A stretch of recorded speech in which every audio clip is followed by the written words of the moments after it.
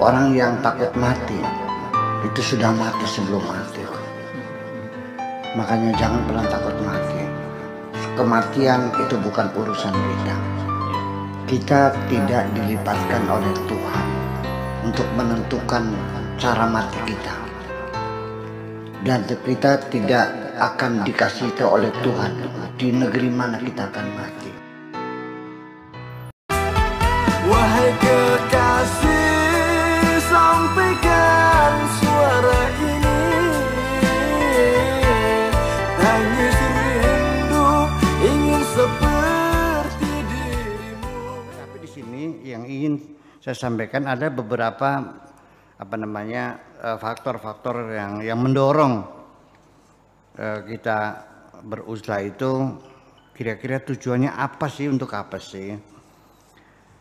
Kalau kita ringkaskan sajalah, jadi faedahnya apa mutato? Satu, yaitu takwir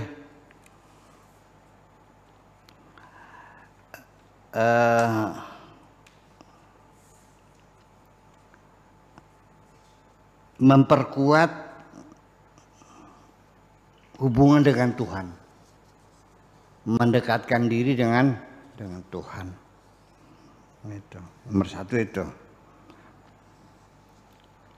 nomor yang kedua adalah tafarruq al-fikri, berpikir secara utuh ya, betul-betul artinya sempurna ya. Sebab kalau kita masih bersama orang itu kita kan berpikirnya kan sebetulnya bukan berpikir, itu berdialog gitu. Biasanya adu argumentasi. Kalau argumentasi biasanya kita mencari argumen membenarkan pendapat kita dan menyalahkan pendapat orang lain.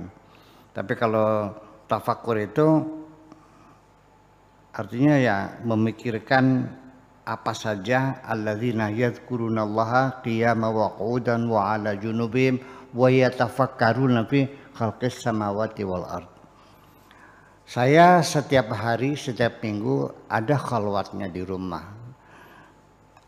Di mana? Di perpustakaan. Seorang ahli atom, seorang peneliti tentang vaksin virus corona, dia uzlah masuk laboratorium. Berhari-hari dia menekuninya itu, tidur nggak pulang di situ kok. Itu juga uzlah kok. Iya. Yang bermasuk pada manusia, masa dilarang begitu? Ya, istrinya sampai ya termasuk juga anak-anaknya juga kan sering apa pengen pelukan, kesian juga tuh. Tapi saya punya tugas ya. Saya di kamar. Itu tempat, kalau kita kan perpustakaan, laboratorium macam-macam itu. Wa yatafakkaruna fi khalqis samawati wal ard. Memikirkan kejadian alam semesta ini. Mempelajari ilmu kimia, ilmu fisika, ilmu geologi, ilmu geografi dan sebagainya. Nah, itu. Kemudian walistinas bimunajatillah, ingin merasakan kenyamanan bermunajat dengan Tuhan. Ya. Jadi selama ini kita kan bermunajat dengan manusia. Kita ngobrol dengan sama orang kan enak, nyaman kan? Pernah nggak merasakan nyamannya bermunajat dengan Tuhan? Kali-kali lah. Nah itu kan dilakukannya dalam uslah itu sendiri, ketika dalam sendirian.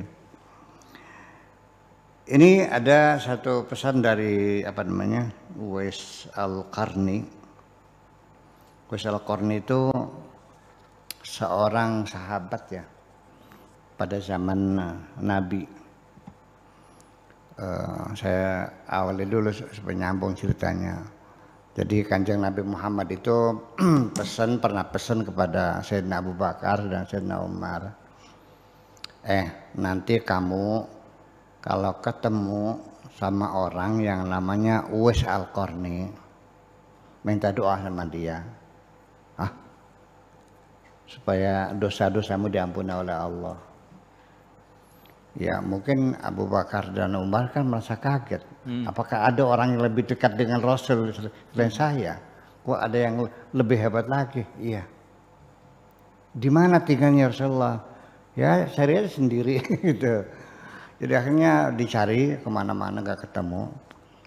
Masuk desa, keluar desa, masuk keluar kampung, sampai akhirnya ada yang bilang dulu pernah ada sini tukang kayu tapi udah pindah. Cari lagi. Dulu pernah sini udah pindah lagi. Macam. Nah akhirnya pada suatu hari Sayyidina Umar itu sedang tawaf. Kata Rasulullah cirinya itu di mata kakinya ada belang putih. Kalau sekarang corob namanya ya. Yang putih itu cirinya. Rupanya apa namanya cingkrang apa namanya jubahnya barangkali. Jadi nah ini dia jadi tawel. Wasal Qarni ya. Oh iya. Oh tolong doakan saya supaya dosa saya diampuni semuanya. Oh iya ya udah didoain. Udah cukup udah. Bisa ngobrol gak? Nggak bisa, sibuk sayanya. Sebentar, nggak bisa, nggak ada waktu. Orangnya orang hitam. Ya, takruni kata orang sana namanya itu. Apa kelebihannya? Konon katanya gitu. Kelebihannya dia tidak luar biasa banget sih. Dia sangat berbakti kepada ibunya. Ibunya pengen naik haji. Kata naik apa? Entah nggak punya, kan nggak punya. Ya kan kamu bisa gendong saya. Dari Madinah ke Mekah gendong. Dikerjain. Jadi saking baktinya itulah. Jadi kita apa saja kalau yang betul-betul tulus itu luar biasa sama yang tadi diakui. Nah ini Uwais Al-Qarni salah satu pesannya itu seperti ini. Bahwa ma kuntu ara anna ahadan ya'rifu rabbahu faya'nasu ghairahu. Saya tidak pernah melihat ada seseorang yang mengaku kenal Tuhan tapi dia merasa lebih nyaman ngobrol dengan yang lainnya. Ya. Artinya nggak mungkin orang itu kenal Tuhan kalau dia merasa lebih nyaman ngobrol dengan selain Tuhan. Kalau dia kenal Tuhan pasti ya paling enak yang ngobrol sama Tuhan dong. Daripada dengan orang lain mah. Itu. Wa man tayassara lahu ya bidawami dzikr al-ins billah. Yaitu dengan cara melakukan mudawamah berzikir terus-menerus sehingga dia merasa nyaman bersama Allah itu sendiri. Au bidawamil fikr ya. Atau juga berfikir dan sebagainya. Berfikir, merenung, berdialog, munajat dan sebagainya. Itu yang kedua. Yang ketiga. Tujuan uzlah itu faedahnya apa? Antara lain adalah al-ibtiad anil ma'asi, menjauhkan diri dari kemaksiatan. Walau bagaimanapun juga kita dalam pergaulan kan macam-macam. Ya kalau pas seperti di sini mah masyarakatnya komunitasnya pesantren, rata-rata santri yang dari sini ustadz ini kita kan eksklusif sini nih, ya kan? Tidak ada yang luar kan saja. Ya terpelihara lah. Yeah. Ya, artinya gosip-gosip yang ada. Tapi kalau di desa kan umum gitu tuh. Masa saja. Awalnya mah iya. Kita itu terseret-seret menggosipkan orang. Asalnya mah iya ngobrolnya baik-baik. Anu. Lama-lama ngomentarin orang kan gitu macam. Setiap hari begitu. Ya, gosip, rumor, hoax dan sebagainya. Ya, kemudian juga melihat fenomena sekarang itu penuh kemaksiatan. Ya, orang punya hak kan untuk mengizinkan diri. Kemudian yang keempat adalah al-khalas minal fitan wal khusumat, menghindarkan diri dari fitnah-fitnah dan permusuhan. Daripada susah kita mendamaikan nggak bisa, berpihak juga nggak bisa, ya udahlah tinggalin aja gitu. Yang kelima adalah as-salama min syururin nas. Ya, kita menyelamatkan dirilah dari kejahatan-kejahatan orang. Ya, nggak bisa dihindari di dunia ini. Kita dijahati orang kok. Ya, sampai sekarang kan ada cerita ya namanya jalan orang ditutup, Betul. tanah pribadi orang suruh muter, gimana lagi? Ya, saya mah tidak menyalahkan tanah-tanah dia. Ditembok ya ditembok lah. Orang nggak boleh, silakan. Hak Anda kan. Anda punya tanah, ditembok. Sehingga orang lain sudah jalannya muter. Ya udah nggak hak. Anda nggak salah. Cuman izinkan saya bertanya. Anda kalau bepergian pernah nginjek tanah orang nggak? Ya ngaji rasa lah gitu seperti itulah. Ya, ini kita kan selalu ya dari kejahatan manusia itu min syarril waswasil khannas. Ya, kejahatan manusia. Alladzi yuwaswisu fi sudurin nasi minal jinnati wan nas. Yang keenam adalah baqa'us sitr 'ala din, merawat, menjaga, menyembunyikan, memelihara agama wal muru'ah ya, nama baik kita. Wasail aurat, menjaga aurat dan sebagainya. Ya, ala adami hubbil istihar, menghindar karena tidak mau menjadi orang populer. Itu juga salah satu alasan orang pergi jauh itu karena tidak mau populer kok. Iya, memangnya enak orang populer tuh. Ya, saya kan lari ke hutan waktu itu 6 bulan saya tinggalkan, memangnya enak orang populer? Nggak enak dong. Gimana? Kamu mau populer lah? Mau jadi orang populer? Nggak enak. Yang enak itu jadi orang kaya yang terkenal.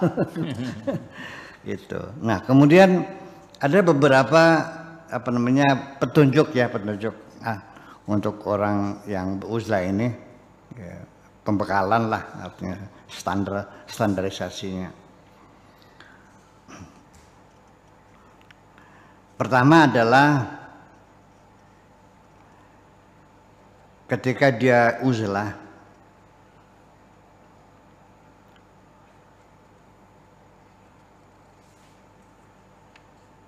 niatnya supaya orang merasa nyaman tanpa keberadaan saya,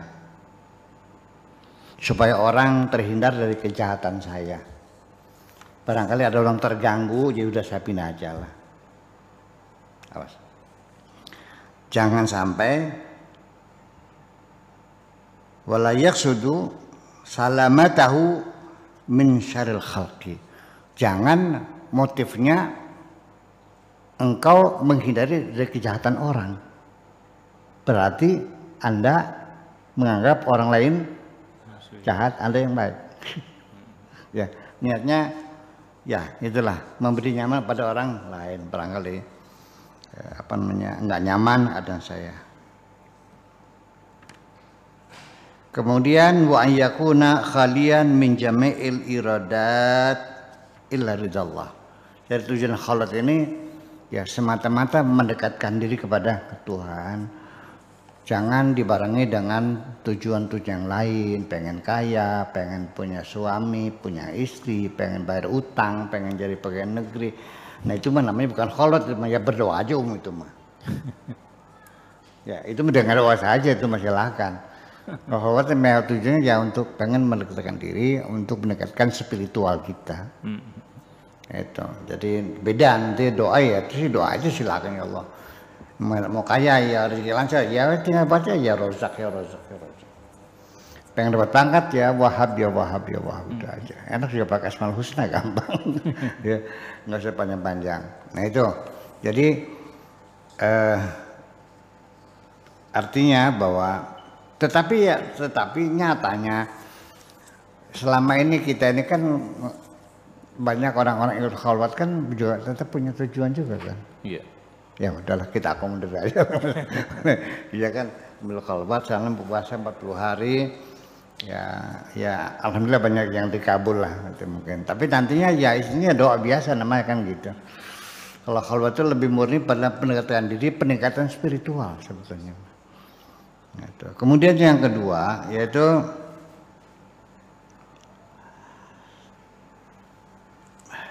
takhallid dulu. Sebelum khalwat itu takhallid dulu, artinya meninggalkan sifat-sifat buruk dari dulu. Ya, sebelum berangkat khalwat nih, ya dari rumah sudah membenahi diri, membersihkan diri, ya suci lahir, suci batin, kemudian memperbanyak ya zikiran dulu dan sebagainya gitu ya. Ya, mulai masuk ke tempat khalwat itu kita kan sudah dalam keadaan siap gitu. Kemudian yang ketiga, adamul mubalaghah fil uzlah. Likai la yaqau fil haram. Jangan berlebih-lebihan dalam uzlah ini sampai akhirnya menerjang yang haram juga. Jangan sampai meninggalkan anak istri lalu mereka nggak makan, yang nggak benar juga apa dong. Uzlah ya uzlah, tapi kan ada naik haji juga sama kan, ada ongkosnya pulang pergi aman, dan untuk yang ditinggalkannya juga ada kan gitu persoalannya. Ya, kemudian juga ya berlebih-lebihan lah sampai akhirnya memutus terlalu lama gitu ya, bertahun-tahun. Ada yang udah bertahun-tahun sampai sekarang masih bertahun-tahun. Akhirnya ya tidak berkomunikasi, ada teman mati yang bisa silaturahmi, ada orang sakit yang nggak bisa menyambanginya, ada orang yang bisa nolong, ya akhirnya putus hubungan semuanya itu. Kemudian yang keempat adalah ayyakuna arifan biwadai fil ibadah. Yang keempat adalah sebelum kita masuk ibadah uzlah ini juga kita harus sedikit banyak menguasai tugas-tugas ibadah kita. Bab najis, ya artinya kita uzlah bab najis nggak paham sih, wudhu aja nggak paham, masa jampi sholat aja nggak paham, sudah mau uzlah dulu, belajar sholat aja dulu. Tayamum aja nggak ngerti, malah guling-guling di tanah lagi tayamumnya lagi, ya kan gitu. Jadi ya itu beberapa persyaratan yang harus dipenuhi untuk uzlah itu ya sedikit banyak belajar agama lah, yang wudhu, nah sudah jangan sampai nanti kita uzlah kan sendirian, nggak bisa naik sendirian. Lalu wudhunya nggak paham gimana nanti? Ya megang-megang anggota badannya yang menyebabkan dia batal wudhu, dia nggak paham. Ya sebagaimanapun juga sekali lagi Bapak, syariat tetap tidak bisa ditinggalkan. Ya bagaimanapun juga, mau nuju, mau hakikat, mau ma'rifat, mau atau rekat apapun silakan, tapi tetap pintu gerbangnya adalah syariat, itu masih lewat pintu gerbang. Saya kira itu aja lah, kita kembangkan. Iya, baik. Kasih sampaikan sesal ini.